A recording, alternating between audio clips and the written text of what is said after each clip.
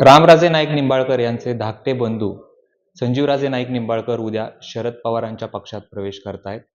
आपल्यासोबत स्वतः संजीवराजे नाईक निंबाळकर आहेत. आपण त्यांच्याशी बातचीत करूयात. बाबा नमस्कार. नमस्कार. तुम्ही अजित पवारांची साथ सोडताय आणि तुम्ही महाराज साहेबांची साथ सोडताय आणि तुम्ही राष्ट्रवादीमध्ये शरद पवारांच्या प्रवेश करताय. काय नेमके कारण आहे? वास्तविक आमच्या राजकारणाची सुरुवात ही अपक्ष म्हणून झाली आणि ज्यावेळेला पवारसाहेबांनी राष्ट्रवादी काँग्रेस पक्षाची स्थापना केली, रामराजांच्या नेतृत्वाच्या माध्यमातून आम्ही सर्वजण राष्ट्रवादी काँग्रेस पक्षामध्ये सामील झालो आणि जोपर्यंत राष्ट्रवादी काँग्रेस पक्ष एकसंघ होता तोपर्यंत राष्ट्रवादी काँग्रेस पक्षाबरोबरच सातत्याने होतो. अजितदादाचा थोडासा वेगळा त्या ठिकाणी पक्ष स्थापना करण्याच्या दृष्टिकोनातून जे काही घडलं त्याच्यामध्ये रामराजे साहेब त्यांच्याबरोबर गेले आणि साहजिकच रामराजांच्या माध्यमातून आम्ही सर्वजण अजितदादांबरोबर गेलो.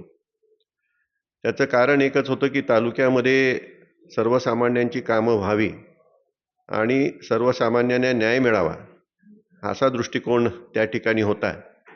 परंतु जे पुढचं राजकारण घडत गेलं, लोकसभेलाही आपण ते सर्व राजकारण पाहिलं आणि अगदी थोडक्यात सांगायचं झालं तर तालुक्यातील जनतेला न्याय मिळत नाही अशी एक प्रकारची भावना आमच्या सर्व कार्यकर्त्यांमध्येच निर्माण झाली आणि आदरणीय पवारसाहेबांच्या समवेतच जावं अशी कार्यकर्त्यांचीच भावना आहे आणि तशा प्रकारचा कार्यकर्त्यांचा फार प्रचंड रेटा हा रामरायांच्या पाठीमागं आहे आणि त्यामुळं या ठिकाणी हा निर्णय राजकीयदृष्ट्या घेणं क्रमप्राप्त आहे आणि त्यामुळं आम्ही आदरणीय पवारसाहेब आम्हाला पूर्वीपासून नेते म्हणूनच आम्ही त्यांच्याकडं पाहत होतो.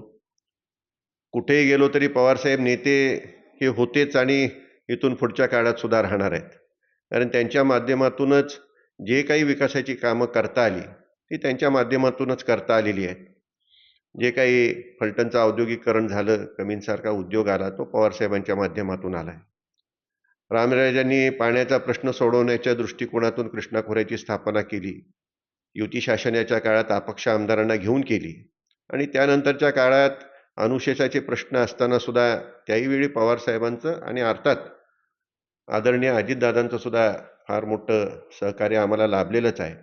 हे दुर्दैव आहेत की ते वेगवेगळे आहेत, परंतु एकंदर कार्यकर्त्यांचा आणि आमच्या भागातील परिसराचा एकंदर राजकीय भावना हे लक्षात घेऊन त्या ठिकाणी आम्ही आदरणीय पवारसाहेबांबरोबर जाण्याचा आम्ही निर्णय घेतलेला आहे. रामराजेंची भूमिका काय असणार आहे? रामराजे नक्की कुठे आहेत? कारण गेल्या काही दिवसापासून चर्चा आहे की रामराजे महायुतीमध्ये राहणार, तुम्ही दोघं विद्यमान आमदार दीपक चव्हाण आणि तुम्ही प्रवेश करणार आहात.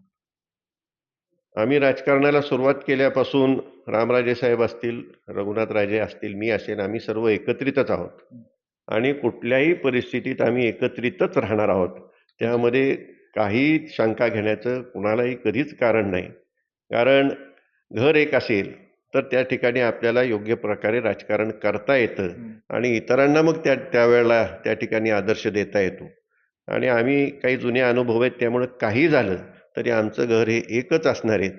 आमचे नेते हे रामराजे साहेबच असणार आहेत. जरी तुम्ही वेगळ्या पक्षात असला तरी आता या लोकसभेच्या वेळेस जर विचार करायचा झाला तर तुम्ही एका बाजूला होता, दोघं एका बाजूला होता, रघुनाथराजे एका बाजूला होते. आता तुम्ही दोघं एका बाजूला येणार आहात, तुम्ही आणि रघुनाथराजे नाईक निंबाळकर. मग आता रामराजे महायुतीमध्येच असणार का? लोकसभेला तुम्ही पाहिलं असेल की आमचं संपूर्ण घर मी आणि रामराजे वळखता हे सर्व त्या ठिकाणी राष्ट्रवादी काँग्रेस पक्ष, पवारसाहेब, धैर्यशील मोहिते पाटील यांचाच प्रचार करत होते. त्यांच्याच त्या ठिकाणी स्टेजवर गेले होते. रामरायांचे स्वतःचे चिरंजीव सुद्धा त्यामध्ये होते. आता त्याला काही कारणं आहेत, ती काही कारणं मी ह्या ठिकाणी सांगू इच्छित नाही आणि त्यामुळं संपूर्ण घरानेच निर्णय घेतलेला होता की हा उमेदवार आम्हाला चालू शकत नाही आणि त्यामुळं आम्ही त्या ठिकाणी आदरणीय पवारसाहेबांनी दिलेले उमेदवार धैर्यशील मोहिते पाटील यांच्या पाठीमागं जाण्याचा निर्णय त्यावेळेला आमच्या घरानेच त्यावेळेला घेतला. रामराजे काही तांत्रिकदृष्ट्या त्या ठिकाणी आहेत, परंतु निश्चितपणे त्यांचे सुद्धा विचार आमच्या बरोबरच आहेत. काय म्हणजे नेमके विचार सातत्यानं कन्फ्यूज होते. फलटणमध्ये देखील चर्चा आहे की नेमके महाराजांची भूमिका काय? एकतर भाजपच्या विरोधात, खरं तुमचा संघर्ष इथं भाजपशी, थेट नाव घ्यायचं झालं तर रणजितसिंह नाईक निंबाळकरांशी आहे. मग असं काय आहे की महाराज तिकडे थांबतायत, तुम्ही इकडे येताय? नेमकं कारण काय? नाही, आज तुम्ही सांगितलं ते अगदी बरोबर आहे. आमचा ह्या ठिकाणी भाजप पक्षाच्या म्हणण्यापेक्षा ह्या ठिकाणी स्थानिक जो काही ह्या ठिकाणी आम्ही एकमेकांसमोर उभे आहोत किंवा आम्हाला जो विरोध आहे आणि त्या विरोधाला भाजपच्या वरिष्ठ नेत्यांकडून ज्या ठिकाणी बळ आणि शक्ती मिळत आहे तो खरा त्या ठिकाणी आमची खंत आहे. आणि त्यामुळं आम्हाला आणि आमच्या कार्यकर्त्यांना हा निर्णय घ्यावा लागत आहे. रामराजे केवळ त्या ठिकाणी तांत्रिकदृष्ट्या त्या ठिकाणी असतील, परंतु निश्चितपणे 100% ते आमच्याबरोबरच असतील. शेवटचे 2 प्रश्न विचारतो मी. तुम्ही सातारा जिल्ह्याचे अध्यक्ष आहात राष्ट्रवादी काँग्रेसचे अजित पवारांचे आणि विद्यमान आमदार दीपक चव्हाण. तर तुम्ही स्वतःचा राजीनामा दिला आहात का? आणि जर नसेल दिला तर तो कधी देणार आहात? मी राष्ट्रवादी काँग्रेस पक्षाचा अध्यक्ष होतो. मी राजीनामा दिलेला आहे आणि आमदार दीपक चव्हाण यांनी सुद्धा त्यांच्या पदाचा राजीनामा दिलेला आहे. कारण उद्या जर पक्षप्रवेश असेल तर त्याच्या आधी राजीनामा देणं निश्चितपणे आवश्यक आहे. अगदी स्पष्टच सांगायचं झालं तरी जिल्हा अध्यक्ष व्हायची माझी काही फार इच्छा नव्हती, परंतु प्राप्त परिस्थितीनुसार सर्वांचा थोडासा आग्रह झाला आणि त्यामुळं मी हे पद स्वीकारलं. परंतु मनाने नेहमीच ही राष्ट्रवादी काँग्रेस पक्ष हा एकसंघ राहावा आणि आपण त्यामध्ये असावं हीच भावना मनामध्ये कायमस्वरूपी त्या ठिकाणी होती. अजित पवारांनी आमदारांची उमेदवारी जाहीर केली होती दीपक चव्हाणांची सुळशीमध्ये. आता शरद पवारांशी उमेदवारासंदर्भात काही बोलणी झाली आहेत का? आणि कसं फलटण कोरेगावचं चित्र बघता? पवार साहेबांसमवेत कुठल्याही प्रकारची बोलणी झालेली नाहीत. आम्ही विनाअट त्यांच्याबरोबर चाललेलो आहोत आणि तो जे काही निर्णय देतील आम्हाला तो मान्य असेल.